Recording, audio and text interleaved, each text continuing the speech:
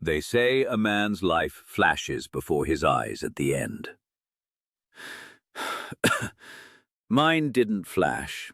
It settled, slowly, like dust after a long storm. And now it just sits here with me, in this hospital room, in this bed, in this body that used to carry the weight of a fortune and forgot, somewhere along the way, how to carry the weight of a single, quiet evening. My name is Edward. I am 94 years old, and tonight, for the first time in decades, I am not afraid of silence. The only sound I hear is the soft beeping of the monitor beside my bed, and the slow rhythm of a tired heart that has lived longer than it ever expected to. The doctors say my time is close, and strangely, I'm not afraid of dying.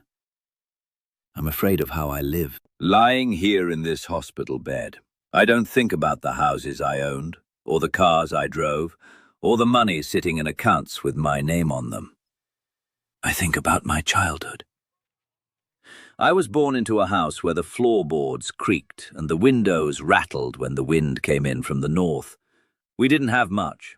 My father worked long hours and came home smelling like machine oil and bread.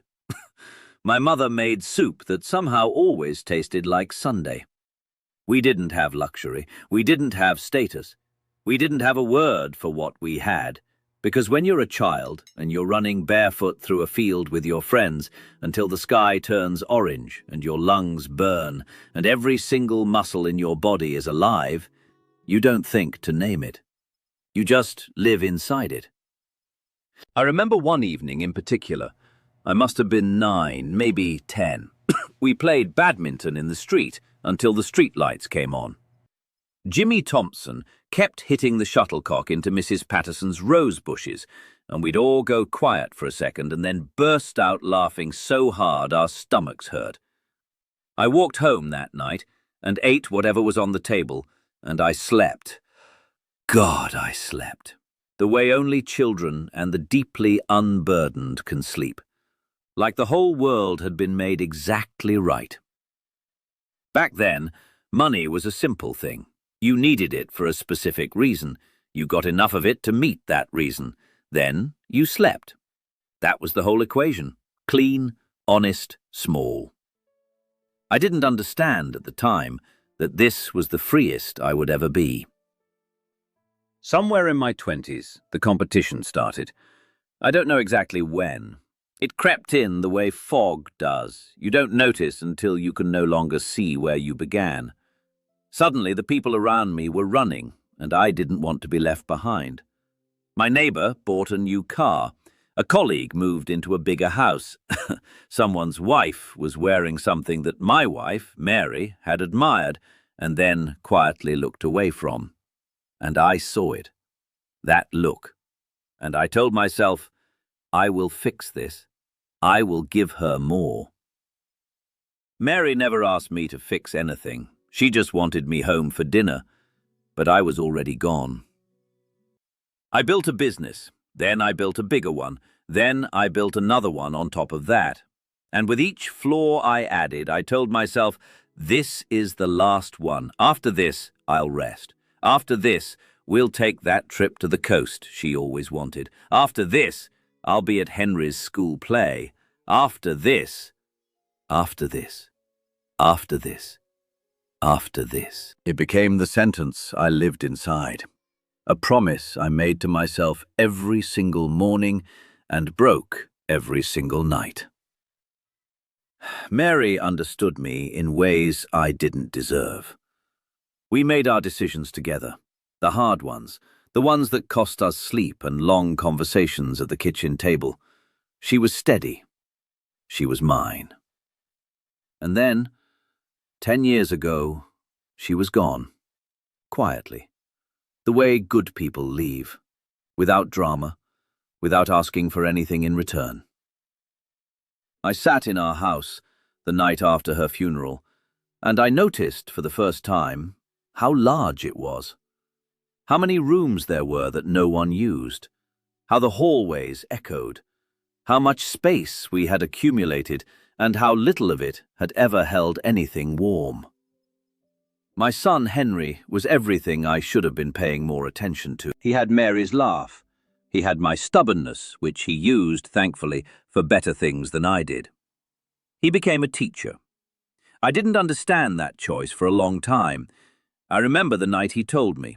We were at dinner, just the two of us, and I asked him, carefully, whether he'd thought about something more substantial, more secure. He looked at me the way only your children can look at you when they have already forgiven you for something you haven't yet realized you did. "Dad," he said, "I want to matter to people while I can still see their faces." I didn't know what to say, so I said nothing, and we finished dinner. Henry died 5 years ago, a road accident on a Tuesday morning in October. He was on his way to school. They told me he was gone before the ambulance arrived. In a single moment, every dollar I ever earned became meaningless. I have thought about that Tuesday morning every single day since. I have thought about all the Tuesday mornings I wasn't there, all the badminton games we never played, all the times I sent a gift instead of myself, all the times I chose the office over the kitchen table. I thought money was love with a longer shelf life. I thought providing was the same as being present. It is not. It has never been. And no amount of staring at a ceiling at 3 in the morning will undo that arithmetic. Here is what I know now, from this bed at 94, with the machines doing quietly what my body no longer bothers to. To match the status of the people around me. To not fall behind. I bought expensive suits, but I could only wear one at a time. I built a large house, but I could only sleep in one room. I had enough money for 10 lifetimes, but I could only eat 3 meals a day, just like everyone else.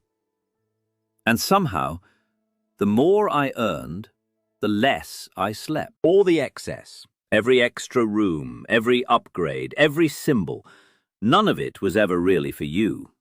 It was for the eyes of other people. It was a conversation you were having with the world without ever opening your mouth. A performance dressed up as success. And the audience? They were too busy performing their own show to really watch yours. I earned more than I could ever spend. And I spent most of my life anxious about it.